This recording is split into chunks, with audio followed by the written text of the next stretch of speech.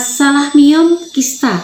Kalau masalah miom kista itu hubungannya dengan keseimbangan hormon. Jadi kalau tubuh kita hormonnya nggak seimbang, maka akan timbul masalah-masalah. 1 minggu dokter usia itu normal, 1 minggu bersih normal banget.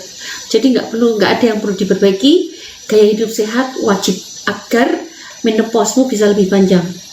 Oke, kembali ke miom dan kista itu sebetulnya karena ketidakseimbangan hormon. Bisa karena KB, bisa karena gaya hidup tidak sehat. Contohnya apa? Anda penyuka makanan instan, minuman instan, itu memberikan efek estrogenik yang negatif. Efek estrogenik itu artinya memberikan efek seperti estrogen, tapi yang buruk. Jadi ini agak berat, tapi aku nggak apa-apa cerita biar nambah pengetahuan ya.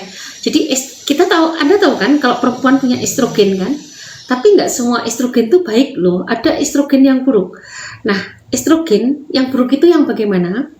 Jadi estrogen itu untuk masuk ke dalam tubuh kita itu lewat 2 pintu atau lewat 2 reseptor, reseptor alfa, reseptor beta.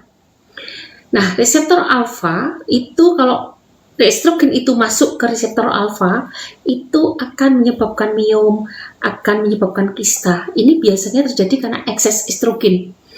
Akan menyebabkan penyakit-penyakit kewanitaan, termasuk nanti terjadi osteoporosis, termasuk kolesterol semakin tinggi, termasuk nanti terjadinya keputihan. Itu jika masuk dan sampai ke kanker, jika masuk ke reseptor alfa. Tapi kalau masuknya ke reseptor beta, itu sebaliknya. Dia akan mencegah terjadinya miom, terjadinya kista, dan penyakit kewanitaan lainnya, termasuk menjaga kesuburan, kemudian menjaga tensi tetap normal, kemudian menjaga kolesterol tetap normal, kemudian mencegah osteoporosis. Itu jika estrogen masuk ke pintu beta. Nah, pertanyaannya adalah, kapan estrogen itu akan masuk ke reseptor alfa? Nah, estrogen yang masuk ke reseptor alfa adalah estrogen yang tidak alami atau yang bersifat estrogenik. Contohnya apa? Contohnya Anda makanan kalengan. Makanan kalengan ternyata bersifat estrogenik yang buruk.